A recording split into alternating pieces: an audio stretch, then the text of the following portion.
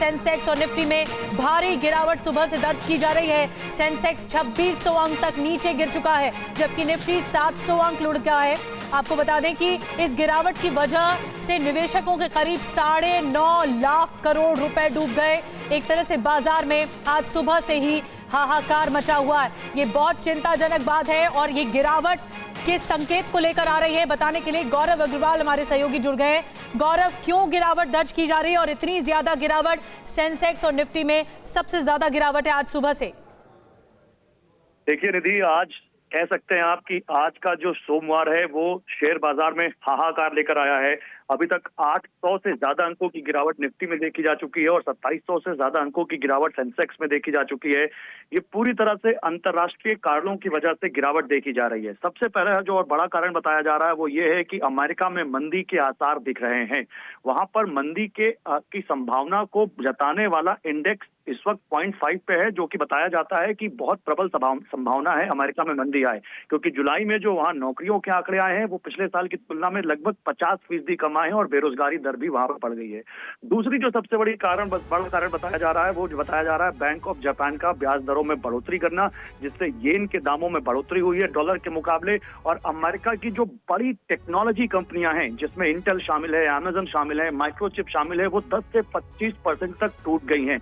इसके अलावा एक कारण और जो बताया जा रहा है वो ये कि मिडिल ईस्ट में जो इस वक्त संशय बना हुआ है युद्ध का, उससे तेल की कीमतों में बढ़ोतरी हो सकती है। अगर कोई बड़ी वॉर छिड़ती है तो 8 साल के लगभग निचले स्तरों पर तेल की कीमतें हैं। आप देखिए, इसका पूरी दुनिया पर असर पड़ रहा है। जापान का बाजार 1987 के बाद अभी सबसे बड़ी गिरावट देख रहा है। निक्केई 225 13% टूट चुका है, ताइवान 6 से 7% टूट चुका है, साउथ कोरिया 8% टूट चुका है, सिंगापुर 4% टूट चुका है। और भारतीय शेयर बाजारों में भी इसका असर दिख रहा है कि जो भारतीय बाजारों में, क्योंकि बहुत इस वक्त ऊंचे स्तरों पर भारतीय बाजार थे, लोगों ने एफआईआईज ने और लोगों ने काफी अच्छे पैसे बनाए थे, तो वो अब यहाँ से अपने पैसों की बिकवाली करते हुए दिख रहे हैं। और यहाँ अभी जो दिखता है कि अभी शेयर बाजार में वॉलेटिलिटी इंडेक्स, जो अस्थिरता का सूचकांक बताता है कि अगले 30 दिनों में बाजार कैसे होगा, कहाँ जाएगा, वो 40% से ऊपर जा चुका है। यानी अगले 30 दिनों में बाजार में अस्थिरता रह सकती है, ऐसा वो बताता है। तो भारतीय शेयर बाजारों में अंतर्राष्ट्रीय कारणों की वजह से और साथ ही डोमेस्टिक कोई ट्रिगर नहीं दिखता है, कोई फ्रेश ट्रिगर ऐसा दिखता नहीं है जिससे बाजार को बहुत मजबूती मिले, इसलिए ये बाजार में इतनी बड़ी बिकवाली देखने को मिल रही है। बिल्कुल, और चिंता भी एक साथ आ चुकी है निवेशकों की, क्योंकि कई लाख करोड़ रुपए डूब गए निवेशकों के और कोई बड़ा ट्रिगर नहीं है डोमेस्टिक मार्केट में। लेकिन अमेरिका में मंदी की आशंका के बीच भारतीय बाजार में ये हाहाकार मच रहा है, इतनी जबरदस्त गिरावट है। आगे बढ़ते हैं। अयोध्या गैंगरेप केस पर जो खबर है, अखिलेश यादव का बयान आ गया है। डीएनए टेस्ट की मांग से दिक्कत आखिर है क्या? अखिलेश यादव ने पूछा है। कानून में डीएनए टेस्ट का प्रावधान है, तो डीएनए टेस्ट की जो मांग हो रही है उससे क्या दिक्कत है?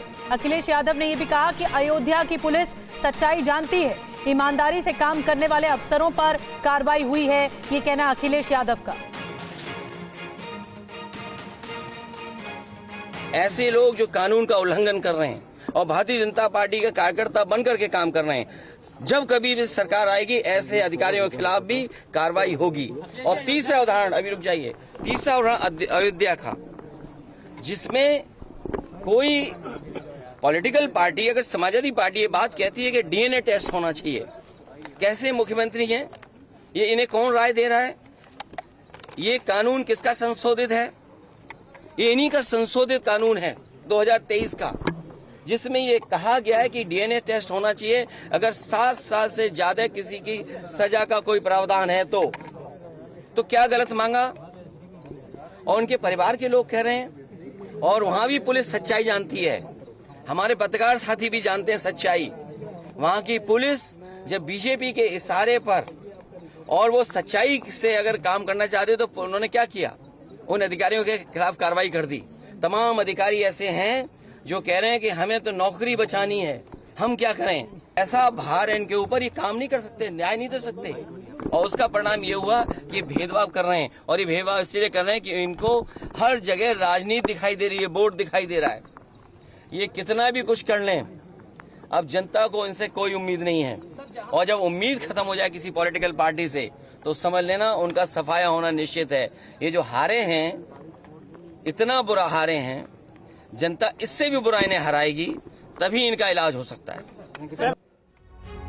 तो अखिलेश यादव को आपने सुना और इस मामले में अयोध्या मामले पर समाजवादी पार्टी के सांसद अवधेश प्रसाद का बयान भी आया। अयोध्या का मामला दर्दनाक और शर्मनाक है, ये अवधेश प्रसाद का कहना है। पीड़िता के साथ समाजवादी पार्टी खड़ी है, जो भी आरोपी हो उसे कड़ी से कड़ी सजा मिले, आरोपी को फांसी की सजा मिले। समाजवादी पार्टी ने उच्च स्तरीय कमेटी का गठन भी किया इस मामले में, ये अवधेश प्रसाद का कहना। अयोध्या का जो मामला है जी बहुत ही दर्दनाक है, शर्मनाक है। पीड़िता के साथ समाजवादी पार्टी पूरी तरह से खड़ा है। जो भी कल्पित है उसके खिलाफ कानून में जितनी कड़ी से कड़ी सजा हो, कड़ी से कड़ी सजा हो, सजा दिलाई जाए और जो भी आरोपी हो यहाँ तक उसको फांसी दिलाई जाए। पार्टी ने एक उच्च स्तरीय कमेटी का गठन कर लिया है और ये कहा गया है बहुत जल्दी से जल्दी बिना अनावश्यक विलंब के अपनी रिपोर्ट दे और रिपोर्ट के आधार पर कार्रवाई की जाएगी और दूध का दूध, दूध का पानी हो जाएगा। और समाजवादी पार्टी की मांग है, समाजवादी पार्टी की मांग है कि सरकार की तरफ से उसके परिवार को सुरक्षा दी जाए, उसको सुरक्षा दी जाए, उसको स्वास्थ्य की रक्षा की जाए और कम से कम 20 लाख रुपए दिया जाए। और इस बीच एक और बड़ी खबर आपको बता दें, अयोध्या मामले पर बीजेपी डेलीगेशन ने अपनी रिपोर्ट सौंपी है। 3 सदस्यीय कमेटी ने आलाकमान को अपनी रिपोर्ट सौंपी है। बीजेपी कमेटी ने 4 पन्नों की रिपोर्ट सौंपी है। कल बीजेपी की फैक्ट फाइंडिंग कमेटी गई थी अयोध्या और इस मामले में रिपोर्ट सौंपी गई है। पीड़ित और पीड़ित के परिवार से भी बीजेपी के डेलीगेशन ने मुलाकात की थी। 4 पन्नों की रिपोर्ट है जिसे सौंपा गया है और ये एक बहुत महत्वपूर्ण बात है। जो फैक्ट फाइंडिंग हुई इस केस में ये बात रिपोर्ट में बताई गई है। कल ये कमेटी गई थी पीड़ित और पीड़िता के परिवार से मुलाकात करने।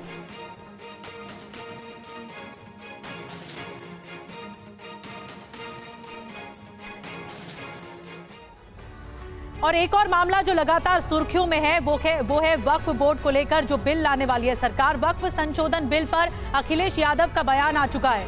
मुसलमानों के अधिकार छीनना चाहती है बीजेपी, ये अखिलेश यादव कह रहे हैं और साथ में उन्होंने आरोप लगाया बीजेपी पर कि बीजेपी हिंदू मुसलमान करती रहती है।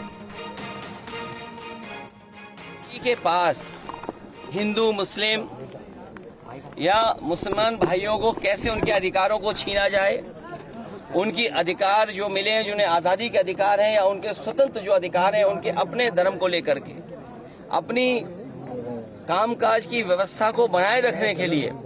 और केवल वक्फ बोर्ड नहीं, हमारे मुख्यमंत्री देखिए कितने समझदार हैं सरकार के।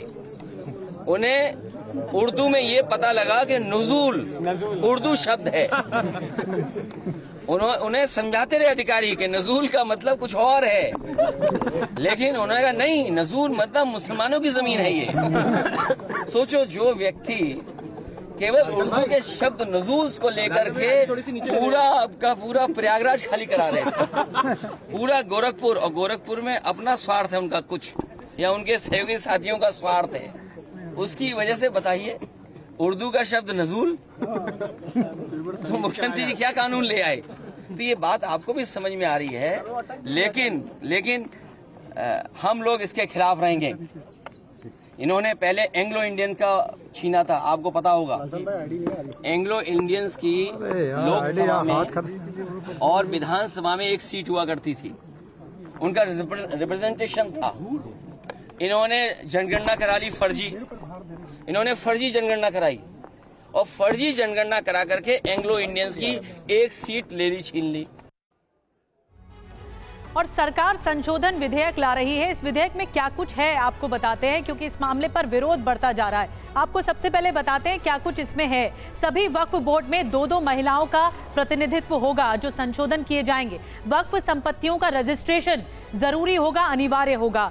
तीसरी बड़ी बात, जिला अधिकारी से सत्यापन और रजिस्ट्रेशन जरूरी होगा। वक्फ संपत्तियों का रिकॉर्ड जानने के लिए ये रजिस्ट्रेशन होगा। वक्फ को मिलने वाले रेवेन्यू का भी हिसाब किताब पूरा होगा। वक्फ संपत्ति की कीमत भी ऑन रिकॉर्ड रहेगी। आपको बता दें, यूपीए सरकार के 2013 में लाए संशोधन जो थे, मॉडिफिकेशन जो थे, वो वापस होंगे। ट्रिब्यूनल के आदेश को हाईकोर्ट में चुनौती दे सकेंगे और वक्फ बोर्ड ट्राइब्यूनल की साठगांठ पर लगाम लगेगी।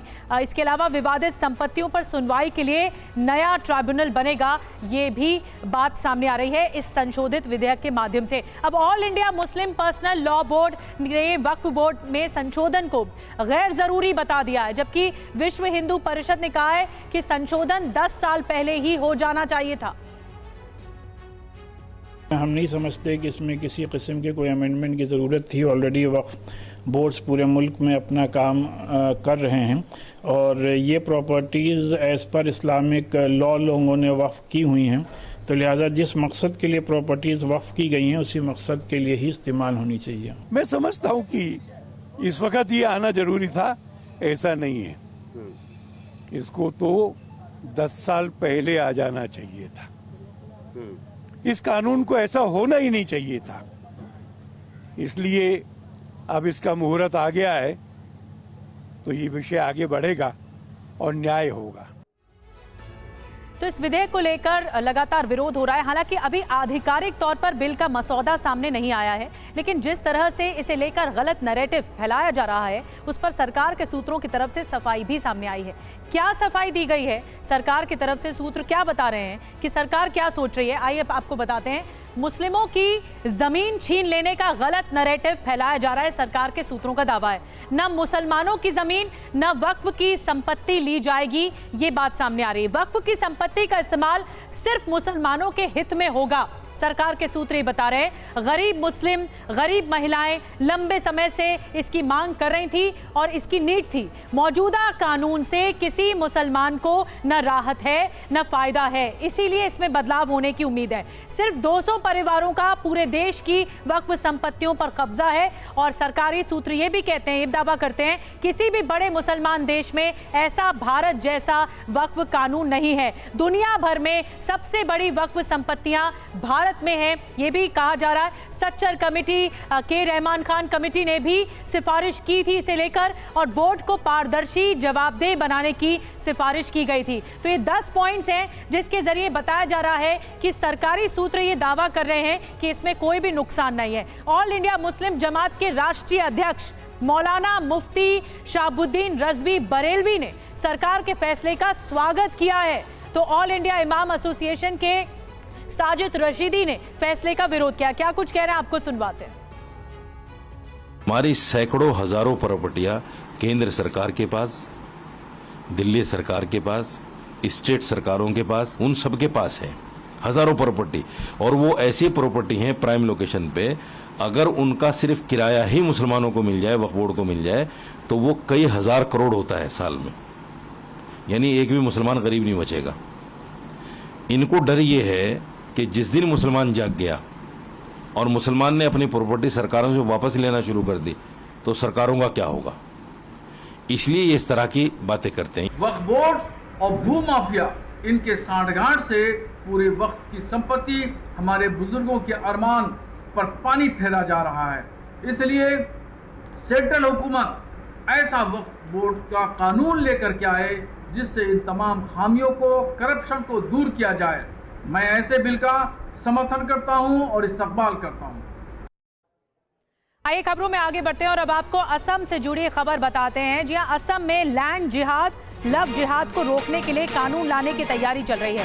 सीएम हेमंता बिस्वा शर्मा ने कहा है कि लैंड लव जिहाद को रोकने के लिए 2 कानून लाएगी सरकार। लव जिहाद करने वालों को आजीवन कारावास की सजा दी जाएगी, इसमें कड़े प्रावधान होंगे और इसके अलावा लैंड जिहाद के मामले में भी कानून लेकर आएगी। 2 कानून लेकर आएगी सरकार। इलेक्शনৰ সময়ত আমি লাভ জেহাদৰ কথা কৈছিল। অসমত আমি অহা কিছুদিনৰ ভিতৰতে এখন নতুন আইন আনিম য'ত নেকি লাভ জেহাদৰ কাৰাদণ্ড আজীবন কারাদণ্ডলৈ আমি ৰূপান্তৰ কৰিম। অসম চৰকাৰে নতুনকৈ সিদ্ধান্ত লৈছে যে এজন হিন্দুৰ মাটি মুছলমানে কিনিবৰ বাবে আৰু এজন মুছলমানৰ মাটি হিন্দুৱে কিনিবৰ বাবে মুখ্যমন্ত্ৰীৰ অনুমোদন লোৱাৰ পিছতহে ল্যান্ড সেল পাৰমিশন হ'ব পাৰিব। आपने हेमंता बिस्वा शर्मा को सुना और हेमंता सरकार की जो 2 कानून हैं वो है क्या, आइए डिटेल में आपको जानकारी देते हैं। भूमि जिहाद कानून, ये पहला कानून है जिसे लाने की तैयारी है, जिसमें हिंदू हो या फिर मुसलमान को एक दूसरे की जमीन खरीदने के लिए सरकार की इजाजत, सरकार की अनुमति जरूरी होगी।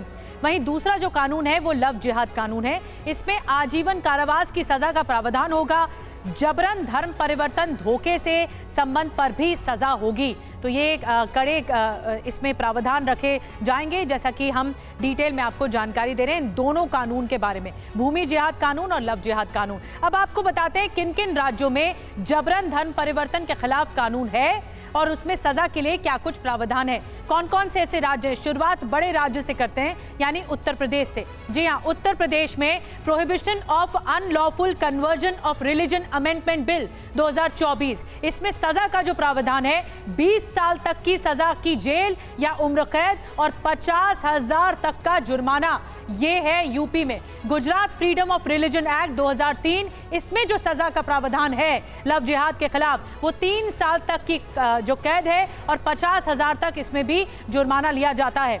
इसके अलावा आपको बता दें SC/ST मामले में 4 साल तक की कैद है और 1 लाख तक का जुर्माना है। इसके अलावा झारखंड आपको ले चलते हैं, फ्रीडम ऑफ रिलीजन एक्ट 2017, इसमें जो सजा का प्रावधान है 3 साल तक की कैद, 50,000 तक का जुर्माना, ये झारखंड में। और SC/ST मामले में 4 साल तक की कैद और 1 लाख तक का जुर्माना है, इसका प्रावधान है। Odisha freedom of religion act 1967 आपको बता रहे हैं, और इस एक्ट के तहत, इस कानून के तहत जो सजा का प्रावधान है 1 साल तक की कैद होती है और 5,000 तक जुर्माना होता है। तो अलग अलग राज्यों में अलग अलग कानून है और इसी को लव जिहाद के खिलाफ और क्या कुछ सजा का प्रावधान है आपको बता रहे हैं। इस वक्त एक बहुत बड़ी खबर आ रही है दिल्ली से। दिल्ली कोचिंग हादसे को लेकर सुप्रीम कोर्ट ने संज्ञान लिया है। सुप्रीम कोर्ट का केंद्र सरकार, दिल्ली सरकार को नोटिस आया है। SC ने MCD को भी नोटिस जारी किया है इस मामले में। बीते दिनों ओल्ड राजेंद्र नगर में कोचिंग सेंटर में जो बड़ा हादसा हो गया, जिसमें 3 स्टूडेंट्स की जान चली गई, और इस मामले में जब बेसमेंट में पानी भर गया 12 फीट तक, इस मामले में सुप्रीम कोर्ट ने, देश की सर्वोच्च अदालत ने संज्ञान लिया है और नोटिस जारी किया है केंद्र सरकार को भी, दिल्ली सरकार को भी, और साथ में MCD को भी नोटिस जारी किया गया है। तो बड़ी खबर आपको बता रहे हैं, जो ओल्ड राजेंद्र नगर में बड़ा हादसा हुआ, कोचिंग हादसा हुआ, जो IAS की तैयारी कर रहे थे स्टूडेंट्स, उनकी मौत सामने आई, एक बहुत बड़ी लापरवाही सामने आई। उसके बाद अब कोर्ट की तरफ से ये संज्ञान लिया गया है। इस मामले में सवाल पूछा गया है केंद्र सरकार, दिल्ली सरकार और MCD को भी, क्योंकि MCD व्यवस्था करती है और कैसे 3 मिनट में या 4 मिनट में कैसे 12 फीट तक पानी बेसमेंट में जमा हो गया, इस मामले में क्या कुछ कार्रवाई है, ये सवाल पूछा गया है सुप्रीम कोर्ट से और नोटिस जारी किया गया है, संज्ञान लिया गया है बाकायदा कोर्ट की तरफ से दिल्ली कोचिंग हादसे को लेकर। पीयूष पांडे और ज्यादा जानकारी दे रहे हैं। पीयूष, इस नोटिस में क्या क्या लिखा गया, क्या पूछा गया केंद्र, दिल्ली और MCD से? देखिए, अभी केंद्र सरकार को और दिल्ली सरकार को इस मामले में नोटिस जारी किया गया है और इस मामले में जवाब तलब किया गया है, क्योंकि जो मौतें हुई थी उस पर अब सुप्रीम कोर्ट ने स्वतः संज्ञान ले लिया है और इस मामले में जो कोचिंग सेंटर्स चल रहे हैं वहां पर जो गड़बड़ियां हैं उसको लेकर के सुप्रीम कोर्ट ने इस मामले में जवाब तलब किया है और इस जो नोटिस है उसका जवाब केंद्र सरकार को, दिल्ली सरकार को, MCD को दाखिल करना होगा। ये एक शो कॉज नोटिस है और ये पूछा गया है बाकायदे कि आखिर सुरक्षा से संबंधित जो नॉर्म्स हैं वो क्या हैं और इस मामले में जो अभी घटना घटी उसका कारण क्या था। तो स्पष्ट तौर पर इस मामले में सुप्रीम कोर्ट ने केंद्र सरकार, दिल्ली सरकार और MCD से जवाब तलब किया है और ये जवाब जब केंद्र सरकार, दिल्ली सरकार और MCD की तरफ से दाखिल किया जाएगा उसके बाद ये देखना होगा कि सुप्रीम कोर्ट का रुख क्या रहता है, क्योंकि अभी जो नॉर्म्स हैं उस पर पहले भी चर्चा हुई थी लेकिन तब सुप्रीम कोर्ट ने इतना सख्त रवैया नहीं अख्तियार किया था और आज इस मामले पर स्वतः संज्ञान लेकर केंद्र सरकार, दिल्ली सरकार और MCD को नोटिस जारी कर जवाब तलब किया है, क्योंकि लगातार बारिश भी हो रही है और कई जगह पर ये हाल देखा गया है कि वहां पर कोचिंग सेंटर्स में सुरक्षा से संबंधित जो नॉर्म्स हैं उनका लगातार उल्लंघन किया जा रहा है। तो इस मामले में सुप्रीम कोर्ट चिंतित है और जो कोचिंग सेंटर्स चल रहे हैं जहां पर बच्चे पढ़ते हैं उनके मद्देनजर इस मामले में सुप्रीम कोर्ट ने नोटिस जारी करके जवाब तलब किया है। जी पीयूष, आप अब बने रहिए हमारे साथ। एक बड़ी खबर है, दिल्ली कोचिंग हादसे को लेकर नोटिस जारी हुआ है केंद्र और दिल्ली सरकार एमसीडी को भी। एक और बड़ी खबर ये, आम आदमी पार्टी सरकार को सुप्रीम कोर्ट से बड़ा झटका लग गया है। एमसीडी में नियुक्ति मामले में सुप्रीम कोर्ट का बड़ा आदेश आ गया है। 10 एल्डरमैन यानी पार्षदों को नामित कर सकते हैं एलजी, ये अधिकार है सुप्रीम कोर्ट ने कहा। और एलजी स्वतंत्र रूप से फैसला ले सकते हैं, इसमें दिल्ली सरकार की सलाह की कोई जरूरत नहीं है, ये कोर्ट ने कहा है। तो सुप्रीम कोर्ट की तरफ से, देश की सर्वोच्च अदालत की तरफ से एलजी के अधिकारों पर सुप्रीम मुहर लग गई है। क्या है फैसला, आपको बताते हैं। 10 एल्डरमैन की पार्षदों की नियुक्ति कर सकते हैं उपराज्यपाल एलजी। एमसीडी में नियुक्ति के लिए दिल्ली सरकार की इजाजत नहीं है। 17 अगस्त 2023 को एससी ने सुरक्षित रखा था फैसला और अब इस पर फैसला आया है। मामला क्या है आपको बता देते हैं। दिल्ली सरकार ने एलजी के फैसले को चुनौती दी थी, मनमाने तरीके से पार्षदों की नियुक्ति का आरोप लगाया, बिना दिल्ली सरकार के सलाह के नियुक्ति का आरोप लगाया। दिल्ली की चुनी हुई सरकार करती रही है नियुक्ति, आम आदमी पार्टी ये आरोप लगाती रही है। और आपको बता दें कि सुप्रीम कोर्ट के आदेश पर आम आदमी पार्टी के सांसद, राज्यसभा सांसद संजय सिंह ने कहा है कि फैसला लोकतंत्र के खिलाफ है और चुनी हुई सरकार को बाईपास कर एलजी को अधिकार दिया जाना दुर्भाग्यपूर्ण है। ये भारत के लोकतंत्र के लिए एक बहुत बड़ा झटका है और एक चुनी हुई सरकार को बाईपास करके आप सारे अधिकार एलजी को देते जा रहे हैं कि एलजी अपने डंडे से दिल्ली को चलाएगा। मैं समझता हूं कि ये लोकतंत्र के लिए और भारत के संविधान के लिए ठीक नहीं है। तो इसलिए जो माननीय सर्वोच्च न्यायालय का फैसला आया है, पूरे आदर के साथ मैं ये कहना चाहता हूं कि इस फैसले से हम लोग बिल्कुल असहमत हैं और ये दुर्भाग्यपूर्ण है फैसला, लोकतंत्र के भावना के खिलाफ है फैसला और जो सुनवाई के दौरान कोर्ट की टिप्पणी थी उसके बिल्कुल विपरीत फैसला है। बाकी पूरा आदेश पढ़ के आगे क्या करना है वो रणनीति बनाएंगे। ये पुराना मामला और पीयूष और ज्यादा तफसील से इस बारे में जानकारी देंगे कि सुप्रीम कोर्ट ने क्या कहा है अपने फैसले में। पीयूष, इस मामले में सुप्रीम कोर्ट ने ये जरूर कहा है कि दिल्ली सरकार की सलाह की जरूरत नहीं है इन मामलों में और एलजी के पास ये स्वतंत्र अधिकार होगा ऐसा करने का। बिल्कुल लुधी, देखिए इसमें ऐड एंड एडवाइस जो सरकार की तरफ से देने की बात लगातार कही जा रही थी, दिल्ली सरकार की जो याचिका थी उसको सुप्रीम कोर्ट ने स्वीकार कर दिया और ये कहा है कि 1993 का जो नगर पालिका अधिनियम है, दिल्ली नगर पालिका अधिनियम, उसमें ये शक्ति प्रदान की गई है एलजी को और एलजी की ये जो शक्ति है ये विधायी शक्ति है, कोई कार्यकारी शक्ति नहीं है।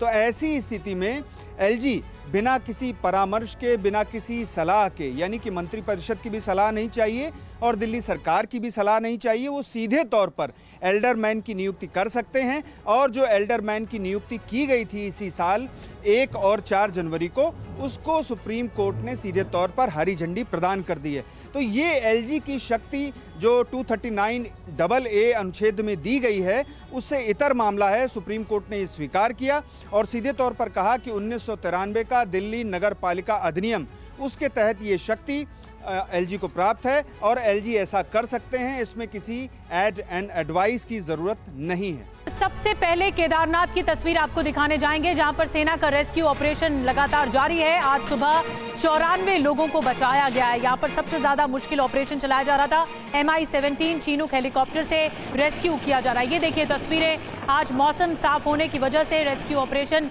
और ज्यादा अंजाम तक पहुंचता हुआ दिखाई दिया और सुबह से लेकर अब तक 94 लोगों को बचाया गया है और उन्हें सुरक्षित जगहों पर लगाया गया है। जो MI-17 है और चीनूक हेलीकॉप्टर हैं वो एयरफोर्स की तरफ से लगाए गए।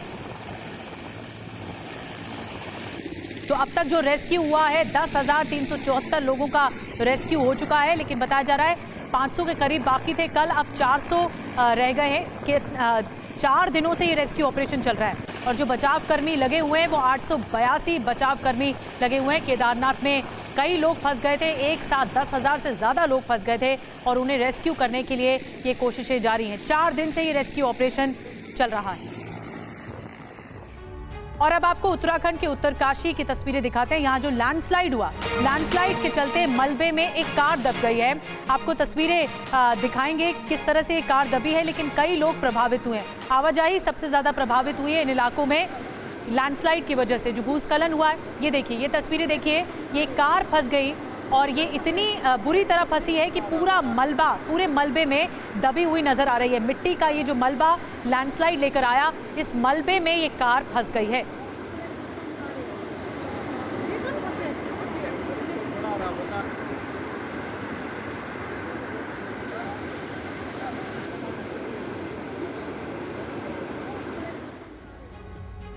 और उत्तरकाशी के बाद हिमाचल प्रदेश का रुख करते हैं। यहाँ के लाहौल स्पीति में हालात बहुत खराब है।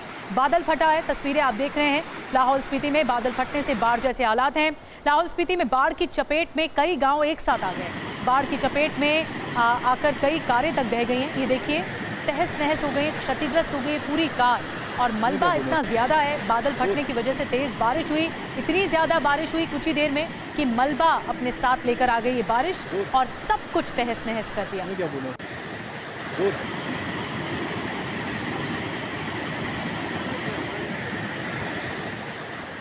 और अगली तस्वीर आपको जो हम दिखाने जा रहे हैं हिमाचल प्रदेश की है, रामपुर इलाके की है। यहाँ पर भी बादल फटा है। लोगों की मुसीबतें बहुत ज़्यादा हैं, बेहिसाब मुसीबतें इस वक्त लोग झेल रहे हैं। बादल फटने के बाद रेस्क्यू ऑपरेशन जारी है और यहाँ पर देखिए, जान जोखिम में डालकर लोग एक सुरक्षित जगह पर पहुँचने की कोशिश कर रहे हैं।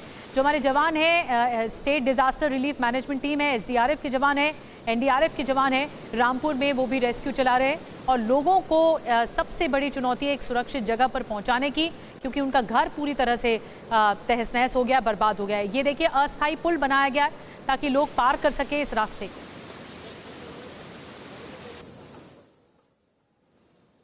और पहाड़ों से अब आपको मैदानी इलाकों में लेकर चलते हैं, रेगिस्तान में। राजस्थान की तस्वीर आपको दिखा रहे हैं इस वक्त। ये बूंदी की तस्वीर आप देख रहे हैं, जहां मूसलाधार बारिश के बाद गलियों में सैलाब जैसे हालात बन गए हैं। गलियों में तेज बहाव की चपेट में आकर कारें बहने लग गई। ये तस्वीरें देखिए, वाकई डरा देने वाली तस्वीरें हैं। ये इतना पानी का सैलाब है और ये सड़क के बीचों बीच कार ऐसे तैरती हुई चली जा रही है। ये तस्वीरें बता रही है कि यहाँ पर पानी का सैलाब आ चुका है और ये सड़कें नदी में बदल चुकी हैं। कई कारें एक साथ बह गई, लोग बहते हुए नजर आ रहे हैं, लोगों का सामान बहता हुआ इस तरह नजर आ रहा है। ये देखिए, गलियों में सैलाब आ गया है। ये तस्वीर आपको दिखा रहे हैं, सुबह का वीडियो है जो कि राजस्थान की तस्वीरें आपको दिखा रहे हैं। और ये बहुत ज़्यादा विभीषिका है। बारिश की वजह से इतने हालात खराब हो गए कि सड़क के बीचों बीच बाढ़ जैसे हालात हैं। नदी बहती हुई दिख रही है, गाड़ियां बहती हुई दिख रही हैं और गलियों में ये सैलाब आ गया। बूंदी की तस्वीरें आपको दिखा रहे हैं। ये सुबह की तस्वीरें हैं, जब देखा सुबह सुबह, और लबालब पानी ग्राउंड फ्लोर से लेकर फर्स्ट फ्लोर तक पानी पहुंचता हुआ दिख रहा है और पूरी नदी बहती हुई गलियों के बीच में दिखाई दे रही है। और अब आपको दो तस्वीरें एक साथ दिखा रहे हैं आपके सामने। दो तस्वीरें, रात से मूसलाधार बारिश के चलते राजस्थान में हालात खराब है, जल प्रहार हुआ है और गलियों में सैलाब जैसे हालात बने हुए हैं सुबह से। ये सुबह की तस्वीरें हैं जहां पर सोसाइटीज़ में, कॉलोनीज़ में जो रिहायशी इलाके हैं वहां पर पानी आ गया है और राजस्थान के हालात, बूंदी के हालात बहुत ज़्यादा ख़राब हैं। यहाँ पर रेस्क्यू टीम पहुंची। अब एक और तस्वीर आपको राजस्थान के अजमेर की दिखाने जा रहे हैं। यहाँ पर भी हालात ख़राब हैं। मूसलाधार बारिश की वजह से जलभराव की स्थिति है, जगह जगह हालात ऐसे ही बने हुए हैं। लोगों को कहीं आने जाने में मुश्किलों का सामना करना पड़ रहा है। तस्वीरें आपको हम दिखा रहे हैं, ये अजमेर की तस्वीरें हैं, राजस्थान के अजमेर की तस्वीरें, जहाँ पर लोगों की आवाजाही में बहुत ज़्यादा दिक्कतें आई। हर तरफ पानी है।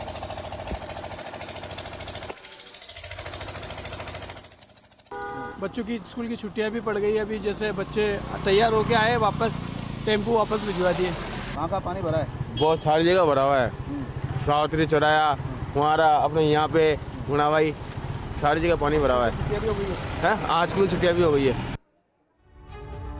और राजस्थान के बाद अब आपको महाराष्ट्र ले चलते हैं। महाराष्ट्र के नासिक की तस्वीर दिखाने जा रहे हैं आपको। नासिक में गोदावरी नदी इस वक्त तूफान पर है। ये तस्वीर देखिए, नदी किनारे बने कई मंदिर पूरी तरह से डूब चुके हैं। ये देखिए, आधे तक मंदिर डूबे हुए नजर आ रहे हैं। घाटों पर जहां पूजा पाठ होती है, आरती होती है, वो सब घाट जलमग्न है, पूरी तरह डूबे हुए नजर आ रहे हैं।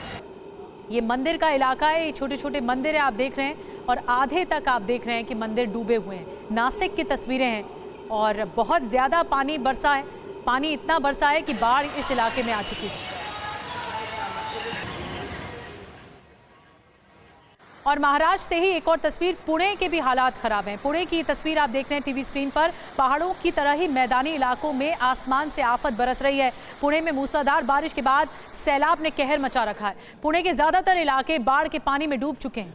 ये देखिए, लोगों को रेस्क्यू किया जा रहा है। इस बुजुर्ग को रेस्क्यू किया गया है, बच्चों को रेस्क्यू किया जा रहा है। पानी में जो फंस गए थे उन्हें रेस्क्यू किया जा रहा है। एकवीरा मंदिर के किले पर इतनी बारिश हुई कि मंदिर की सीढ़ियों से झरने की तरह पानी बहने लगा और ये पर्यटक फंस गए थे। उसके बाद इन्हें बाहर निकाला गया।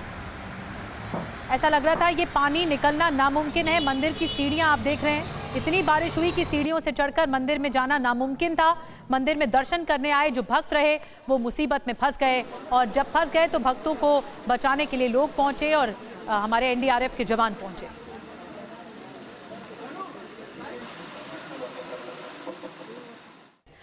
महाराष्ट्र के बाद आगे बढ़ते हैं, बात गुजरात की कर लेते हैं। गुजरात में भी हाल कुछ बेहाल सा है। बाढ़ बारिश की वजह से हालात खराब हैं पूरे वलसाड में। वलसाड जगह है जहां से आपको तस्वीरें दिखा रहे हैं। बाढ़ बारिश की वजह से यहां पर भी हाहाकार है। नदी नाले उफान पर है। ये वलसाड से आपको तस्वीरें दिखा रहे हैं। इस इलाके में पूरी तरह पानी भर चुका है। रिहायशी इलाका है, ये बाढ़ आ चुकी है। लोगों के घरों में पानी है, घर डूब गए हैं। आसपास के इलाकों में भी पानी जमा है। ये मेन रोड का इलाका है जहां पर पानी की स्थिति दिख रही है और लोगों के लिए घर से बाहर निकलना मुश्किल है। और मुसीबत ये भी है कि घर में भी लोगों के पानी भर गया। सर अभी थोड़ा हालत ठीक हुआ है। शाम को बहुत पानी भर गया था, लेवल बहुत ऊपर आ गया था और सब ये निचाण वाले विस्तार में, आज की बात नहीं है, हमेशा की तरह ही यहाँ पानी ज़्यादा रहता है। और यहाँ निचाण वाले विस्तार ऑलरेडी आज बहुत सालों से मतलब यहाँ पानी भर जाता है तो अपनी अपनी व्यवस्था होती ही है सबके पास। और यहाँ अभी फ़िलहाल तो थोड़ा ठीक सिचुएशन है। शाम को बहुत फोर्स के साथ पानी आया था लेकिन अभी फ़िलहाल ठीक पोजीशन चल रहा है। और अब आपको गुजरात के ही नवसारी की तस्वीरें दिखा रहे हैं टीवी स्क्रीन पर। आप जो देख रहे हैं, ज़्यादातर इलाके पानी में डूबे हैं। घर, मकान, दुकान सब बाढ़ के पानी में डूबे हुए हैं। रेस्क्यू अभियान चलाया जा रहा है। देखिए, ह्यूमन चेन बनाई गई है। सड़क के इस छोर पर ह्यूमन चेन है लेकिन ये पूरी तरह से पानी से भरी हुई है सड़क, लबालब पानी से। और एक रस्सी बांधी गई है और लोगों को किनारे तक पहुंचाया जा रहा है। बाढ़ की वजह से घरों से लोग नहीं निकल पा रहे। नवसारी के अंबिका और कावेरी नदियां इस वक्त उफान पर है। 3 फीट ऊपर बह रही हैं ये नदियां। अंबिका नदी का जलस्तर 26 फीट के खतरनाक स्तर पर पहुंच चुका है और यहाँ आवाजाही सबसे ज़्यादा प्रभावित है। इस इलाके में जो आप देख रहे हैं नवसारी से, यहाँ पर पूरी तरह पानी भरा है और पुलिस यहाँ पर लगी है लोगों को निकालने के लिए। और गुजरात के बाद अब आपको हिमाचल प्रदेश और उत्तराखंड की तस्वीरें दिखाते हैं जहाँ बाढ़ बारिश की वजह से भयंकर तबाही मची है।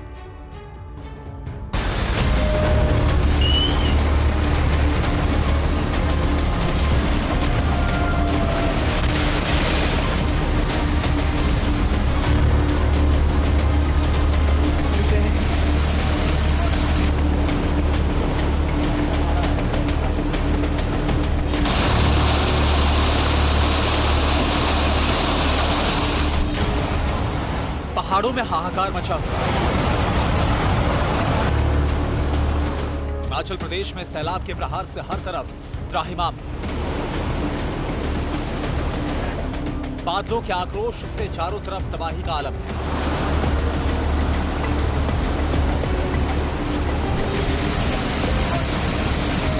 हिमाचल प्रदेश के कुल्लू में बादल फटने से भारी तबाही हुई है। कुल्लू में बादल फटने के बाद नदी नालों का जलस्तर बढ़ता ही जा रहा है और बाढ़ के हालात बन गए। ये तस्वीरें कुल्लू के बलाडी गांव की हैं, जहां पर बादल फटने से भारी तबाही मच गई। गांव के कई घर नदी के पानी में बह गए। पहाड़ों से गिरा मलबा पूरे गांव में फैल गया, जिससे कई मकानों को नुकसान हुआ।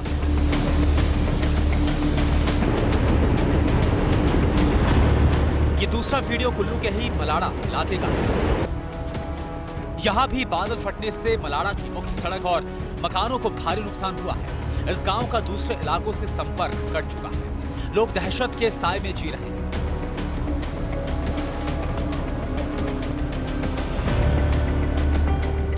हिमाचल में इस बार मानसून सीजन अब तक कई लोगों की जान ले चुका है।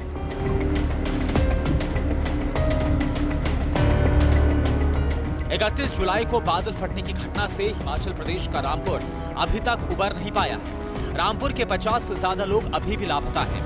उन्हें ढूंढने के लिए रेस्क्यू ऑपरेशन चलाया जा रहा है। रेस्क्यू में सेना, एनडीआरएफ और राज्य आपदा बल के जवान शामिल हैं।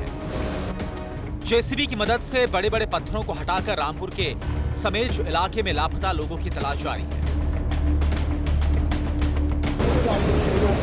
जगह जगह हो रही लैंडस्लाइड की वजह से हिमाचल प्रदेश की 190 से ज्यादा सड़कों पर यातायात बाधित है। कई जगह नदियों के ऊपर अस्थायी पुल बनाकर लोगों को निकाला जा रहा है। सेना ने रामपुर के समेज में भी एक अस्थायी पुल का निर्माण किया है, जिससे लोगों को बचाया जा रहा है। इससे लोगों को आने जाने में भी मदद मिल रही है।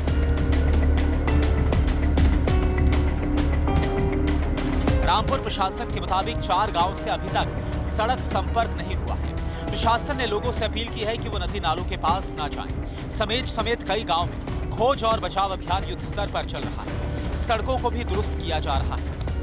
आज चौथा दिन है, तो कोशिश करें। कल एक रिव्यू मीटिंग लिया था बर्दी डीसी शिमला, तो आज स्पेशली एक युद्ध स्तर पर काम करेंगे, जिसमें जेसीबी भी हमारे पास अभी जो कल की इन्फॉर्मेशन है 5 जेसीबी यहाँ पहुँच चुके हैं। और सब टास्क फोर्स को जो अलग अलग काम दे दिया गया। आज भी कौन आदमी कहाँ कर, आज सुबह 7 बजे का टाइम था, तो सभी 7 बजे जो है मतलब पहुँच चुके हैं।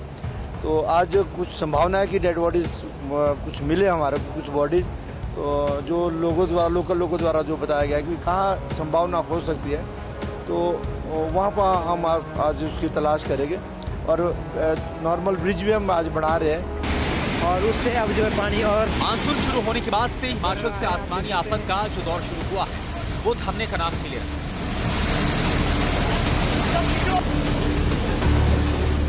शिमला, रामपुर, कुल्लू और मंडी में कई इमारतों के ढहने के बाद अब कई और इमारतों के गिरने का खतरा बना हुआ है। मौसम विभाग ने हिमाचल प्रदेश में 7 अगस्त तक भारी बारिश का अलर्ट जारी किया है। इसकी वजह से प्रशासन हाई अलर्ट मोड पर है।